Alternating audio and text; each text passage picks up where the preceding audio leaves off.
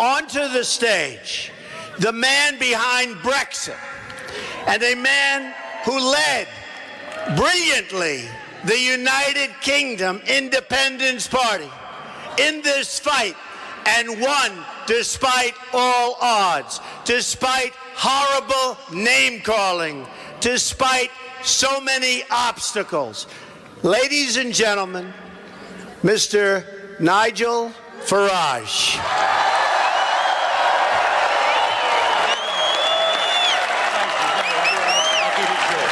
Lovely. Thank you very much. Well, thank you, and good evening, Mississippi.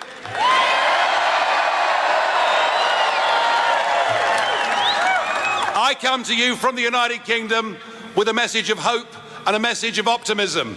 It's a message that says if the little people, if the real people, if the ordinary decent people are prepared to stand up and fight for what they believe in, we can overcome the big banks. We can overcome the multinationals.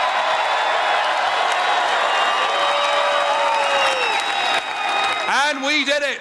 We made June the 23rd our Independence Day when we smashed the establishment. And we did it. Everybody said we'd lose.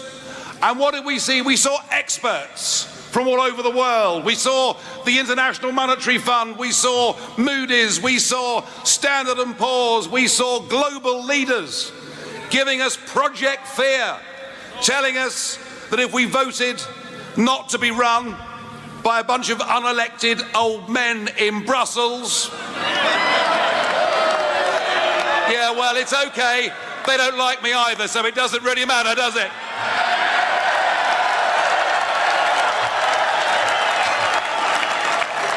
But they told us our economy would fall off a cliff. They told us there'd be mass unemployment. They told us investment would leave our country. And David Cameron, then our Prime Minister, but no longer, told us we might even get World War III. And we saw the commentariat and we saw the polling industry doing everything they could to demoralise our campaign. On the day of the vote itself, that morning, they put us 10 points behind. And actually, they were all wrong. And they were wrong because what the Brexit campaign did is we reached those people who've been let down by modern global corporatism. We reached those people.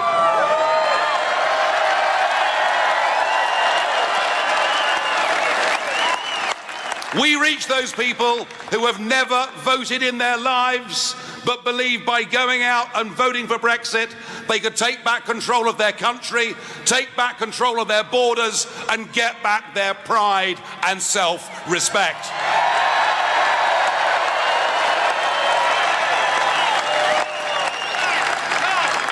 Now, the big card the Prime Minister decided to play in the referendum is he got a foreign visitor to come to London to talk to us.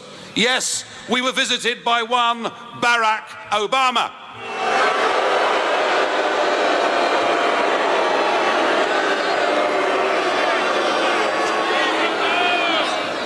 And he talked down to us. He treated us as if we were nothing. One of the oldest functioning democracies in the world. And here he was telling us to vote Remain. So I, having criticised and condemned his behaviour, I could not possibly tell you how you should vote in this election. But,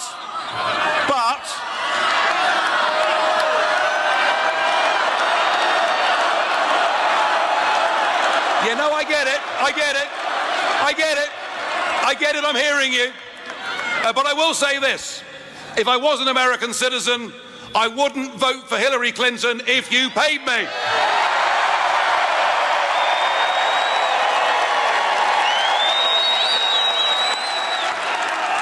In fact, I wouldn't vote for Hillary Clinton if she paid me.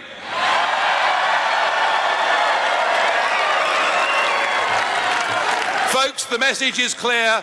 the parallels are there. There are millions of ordinary Americans who've been let down, who've had a bad time, who feel the political class in Washington are detached from them, who feel so many of their representatives are politically correct parts of that liberal media elite. They feel people aren't standing up for them, and they've actually, in many cases, given up on the whole electoral process. And I think that you have a fantastic opportunity here with this campaign. You can go out.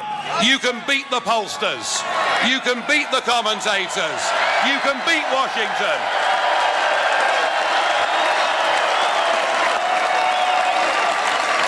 And you'll do it by doing what we did for Brexit in Britain.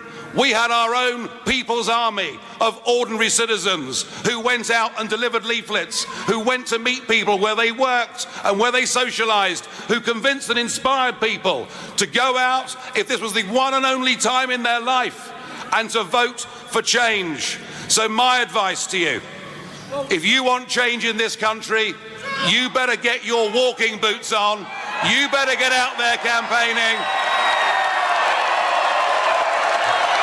And remember, anything is possible if enough decent people are prepared to stand up against the establishment. Thank you very much indeed.